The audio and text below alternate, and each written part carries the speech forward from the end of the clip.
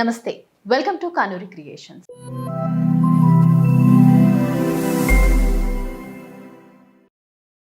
ఇవాళ మనతో పాటు ఉన్నారు motivational speaker, trainer and counsellor Chandrashekar Garimilla garu. మాట్లాడండి. నమస్తే అండి. నమస్కారం అండి. సో చంద్రశేఖర్ గారు, అంటే మనం గత ఎపిసోడ్లో చెప్పుకున్నప్పుడు మీరు స్వాట్ గురించి చెప్పారు, అందులో థ్రెడ్స్ గురించి మాట్లాడుకుంటే ఈ మనిషిలో ఆ చిన్న చిన్న భయాలు అనేటివి మనం ఏదైనా స్టెప్ ముందుకు వేయాలన్నా కూడా మనల్ని ఆపేస్తూ ఉంటుంది కొన్ని సిచ్యువేషన్స్లో. అసలు ఈ చిన్న చిన్న ఫోబియాస్ ఏవైతే ఉన్నాయో, ఇన్ ద సెన్స్ భయాలు ఏవైతే ఉన్నాయో, వాటి నుంచి ఓవర్కమ్ ఎలా కావాలంటారు? అంటే ఒక్కొక్క భయానికి ఒక్కొక్క ట్రీట్మెంట్. కీలరికి వాత పెట్టి అంటారు కదా మన యొక్క స్లోగన్లో. కీలరికి వాత పెట్టాలి. ఆ రోగం ఏంటో తెలుసుకుంటే దానికి మందు ఆటోమేటిక్ తెలుస్తుంది. అంటే ఫస్ట్ ఆఫ్ ఆల్ ఆత్మవిశ్వాసం లేకపోవడం. ఆత్మవిశ్వాసం లేకపోవడం ఒక పెద్ద రోగం. అది ఆ జబ్బుకి మందు అంత ఈజీ కాదు.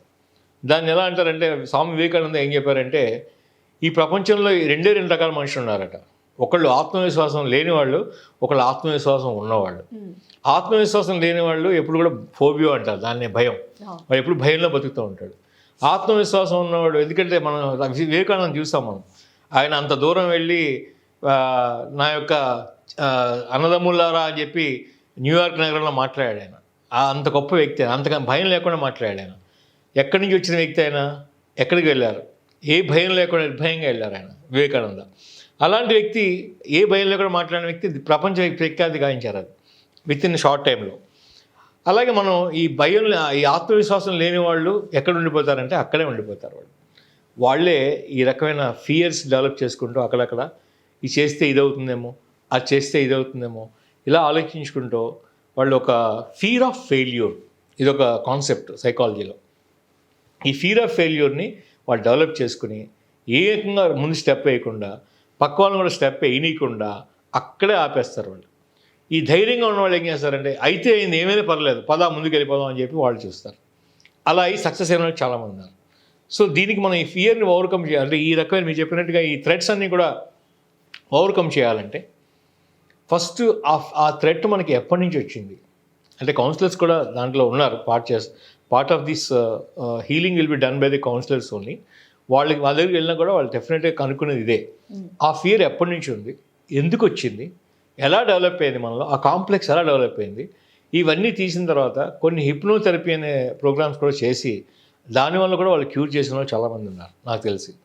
అలాగే వాళ్ళు ఒక కౌన్సిలింగ్ సెషన్స్ తీసుకొని ఆ ఫియర్ని నెమ్మదిగా పోగొట్టి రకరకాల టెస్ట్ కండక్ట్ చేయడం, అంటే సైకోమెట్రిక్ టెస్ట్ కండక్ట్ చేయడం, తర్వాత ఒక కాన్ఫిడెన్స్ని గెయిన్ చేసేలాగా వాళ్ళకి డైరెక్షన్ ఇవ్వడం, ఆటో సజెషన్స్ చెప్పడం, ఇవన్నీ కూడా చేస్తున్నారు.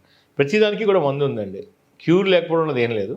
కాకపోతే ఏంటంటే మనం ఆ ముందే తెలుసుకోగలిగితే చాలా మంచిది. ఇప్పుడు మనం చూస్తున్నాం చాలామంది చిన్నపిల్లలకి చీకటి అంటే భయం. చీకటి అంటే ఎందుకు భయపడాలి? వెలుతురు లేకపోవడం చీకటి. అంత మాత్రం చీకటి వస్తే ఏం పక్క నుంచి ఏమీ రాదు కదా. ఆ వెలుతురులో ఏదైతే ఉందో చీకటిలో కూడా అదే ఉంటుంది. కాకపోతే మన మానసిక భయం అది. అయ్యో చీకటి ఏదో అయిపోతుందేమని భయం మనకి. ఆ భయాన్ని పారదోవాలంటే సరియైన డైరెక్షన్ ఇవ్వాలి. చీకట్లో కూడా ఇలాగే ఉంటుందమ్మా, ఏమీ మార్పు ఉండదు. కాకపోతే నీ ఆలోచన విధానంలో నువ్వు చీకటిని చూసి ఏమనుకుంటున్నావు, ఏదో వచ్చింది, ఏదో అవుతుందని నీ మానసిక దౌర్బల్యం వలన, నీ మానసిక భయం వలన నువ్వు ఊహించుకుంటున్నావు తప్ప అందులో ఏమీ లేదని చెప్పి చెప్పగలిగే ఒక నాథుడు ఉండాలి, ఒక కౌన్సిలర్ ఉండాలి. అప్పుడు ఆ డైరెక్షన్లో అతను వెళ్తే కనుక ఎంత చిమ్మ చీకటి కూడా ప్రయాణం చేయగలడు. ఇది జరుగుతున్న విషయం ఇది. కాబట్టి కీలరిగా వాత పెట్టాలి. ఆ టెన్షన్, ఆ పర్టికులర్ థ్రెట్ ఏంటో మనం తెలుసుకుంటే, టెన్షనే కదా అది కూడా, లేనిపోయిన టెన్షన్, ఉత్తినే భయం అన్నమాట, మానసిక భయం, మానసిక ఆందోళన. ఈ ఆందోళన మళ్ళీ స్ట్రెస్ డెవలప్ అవుతుంది. ఈ ఆందోళన వలన బీపీలు అది కూడా పెరగడం, హార్ట్ అటాక్స్ రావడం, ఇవన్నీ కూడా జరుగుతాయి. అందుకని ఇది సాధారణంగా ఎక్కువ చెప్పాలంటే, చిన్నప్పటి నుంచి అతి గారంగా పెంచడం వలన, బయట ఎక్స్పోజర్ లేకపోవడం వలన, పేరెంట్స్ బాగా ప్రొటెక్టివ్ ఎన్వైరాన్మెంట్లో పెంచడం వలన ఈ భయాలు వస్తూ ఉంటాయి. అలా కాకుండా పిల్లల్ని చక్కగా ఇంకొక పిల్లలతో తిరిగేలాగా చేయగలిగితే కొంత ధైర్యం వస్తుంది, లీడర్షిప్ క్వాలిటీస్ పెరుగుతాయి, ఇంటర్పర్సనల్ కమ్యూనికేషన్ స్కిల్స్ పెరుగుతాయి. అది ఈ రోజుల్లో మనకు తగ్గిపోతుంది. ఎందుకంటే మనది ఈ మధ్యన మనం న్యూక్లియర్ ఫ్యామిలీస్ ఎక్కువైపోయాయి. అంటే తాతలు అమ్మమ్మలు ఎవరు దగ్గర ఉండట్లేదు, ఓ ధైర్యం చెప్పేవాడు ఉండట్లేదు. అమ్మ నాన్న ఉద్యోగానికి వెళ్ళిపోతారు, పిల్లలు ఏదో ఒక చోట చదువుకుంటారు, వాళ్ళు ఒక బేబీ కేర్లో ఉంటారు, స్కూల్ నుంచి వస్తారు, ఒంటరి జీవితం గడుపుతారు. లేదా ఇంకో అన్నదమ్ములు ఎవరో ఒకరు ఉంటారు, వాళ్ళిద్దరూ స్పెండ్ చేస్తారు. చుట్టాలు ఎవరు వాళ్ళ ఇంటికి రారు, వీళ్ళు ఎవరింటికి వెళ్ళరు. దీనివల్ల ఏమవుతుంది, వాళ్ళకి ఏ రకమైన ఆత్మవిశ్వాసం డెవలప్ అవుతుంది, ఏ రకమైన సోషల్ స్కిల్స్ డెవలప్ అవుతాయి, వాళ్ళకి ఇదే ప్రపంచం అనుకుంటారు వాళ్ళు, ఈ ప్రపంచంలోనే బతుకుతారు వాళ్ళు, అంటే ఒక నూతిలోని కప్పలా బతుకుతున్నారు వాళ్ళు. ఇది మనం బయటికి తీసుకురావాలి. అందుకే ఫ్యామిలీ కూడా చాలా important. Family will play major role. మనిషి యొక్క జీవితంలో ఎదుగుదలకి ఫ్యామిలీ చాలా ఇంపార్టెంట్ రోల్ ప్లే చేస్తుంది. వాళ్ళని చక్కగా ఫంక్షన్స్ తీసుకెళ్ళడం, నలుగురిలో కలిసేలా చేయడం, నలుగురితో ఇవ్వడం నేర్పాలి. ఫస్ట్ తీసుకోవడం కాదు, ఇవ్వడం నేర్పాలి. ఇవన్నీ నేర్పడం వల్ల ఏమవుతుందంటే కొన్ని స్కిల్స్ డెవలప్ అవుతాయి మనిషిలో.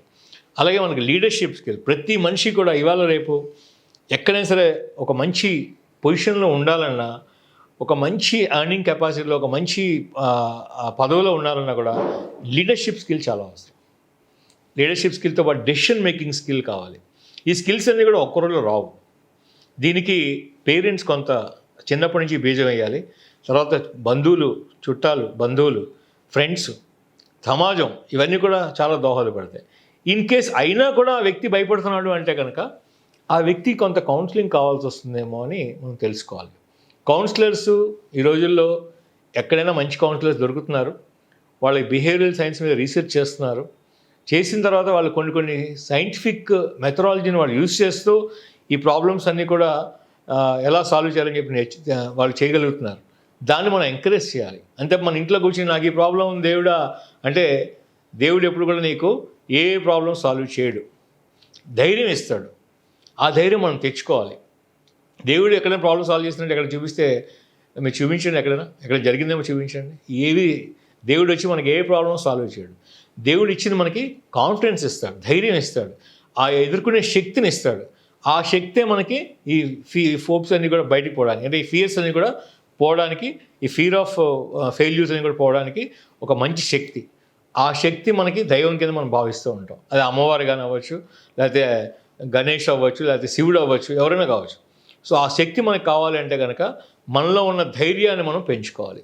ధైర్యాన్ని పెంచుకోవాలంటే మనకి సమాజం, మన ఇంట్లో ఉన్న మెంబర్సు, కుటుంబ సభ్యులు, తర్వాత ఈ కౌన్సిలర్సు, మన చుట్టాలు, మన ఫ్రెండ్స్, వీళ్ళందరూ కూడా మనకు హెల్ప్ చేస్తారు. తర్వాత అంతకన్నా తనకి చేయాల్సిన సెల్ఫ్ హెల్ప్. తనకి తను హెల్ప్ చేసుకోవాలి, తను నర్చూర్ చేసుకోవాలి, తను ఇష్టపడాలి, తను ప్రేమించుకోవాలి. నాకు ఏం కావాలి, నేను ఏం చేస్తే నేను హ్యాపీగా ఉంటాను, ఇవన్నీ కూడా తెలుసుకోవాలి. అంతే తప్ప తను ఏదో ఫెయిల్యూర్ అయ్యాడు అని చెప్పి డ్రింకింగ్కి అలవాటు పడిపోవడం, లేకపోతే మాదక ద్రవ్యాలకు అలవాటు పడిపోవడం, ఇలాంటివి చేస్తే కనుక తనే కిల్ చేసుకున్నట్లు లెక్క. అందుకని ఫస్ట్ మనం ఆత్మోన ఉద్ధరణం అని చెప్పి అంటే మనకు భగవద్గీతలో కూడా ఉంది. మనమే ఉద్ధరించుకునే కెపాసిటీ మన దగ్గర ఉండాలి. ఆ ఉద్ధరణ కావాలి అంటే కనుక మనిషి ధైర్యంగా ఉండాలి. ఫస్ట్ ధైర్యం, తర్వాత ఆత్మవిశ్వాసం. వివేకానంద చెప్పినట్టుగా ఆత్మవిశ్వాసం లేనివారు, ఆత్మవిశ్వాసం ఉన్నవారు. అందులో మనం ఏ కేటగిరీకి వస్తామో చూసుకుని ఆత్మవిశ్వాసం లేనివాళ్ళని అయితే కనుక పెంచుకోవడానికి మంచి లిటరేచర్ చదవడం, మంచి ఏదైనా గైడెన్స్ తీసుకోవడం, పెద్దవాళ్ళ దగ్గర నుంచి కానీ, ఎవరైనా నాలెడ్జబుల్ పర్సన్ దగ్గర నుంచి కానీ. ఆత్మవిశ్వాసం ఉన్న వాళ్ళు ఎలాగ సక్సెస్ అవుతారు వాళ్ళు. కానీ అందులో ఒక చిన్న తేడా ఉంది. ఆత్మవిశ్వాసం వేరు, అతిశయం వేరు. అది కూడా చేద్దాం చిన్న బోర్డర్ లైన్లో. అతిగా ఏది ఉండకూడదు, అంటే అహంకారం ఉండకూడదు. ఆత్మవిశ్వాసం ఉంటే మంచిదే, అది అతిగా ఉంటే అతిశయం అయిపోతుంది. అది కూడా లేకుండా చూసుకోవాలి. ఓకే అండి, థ్యాంక్ యూ సో మచ్ అండి చంద్రశేఖర్ గారు. థ్యాంక్స్ అండి, నమస్కారం అండి.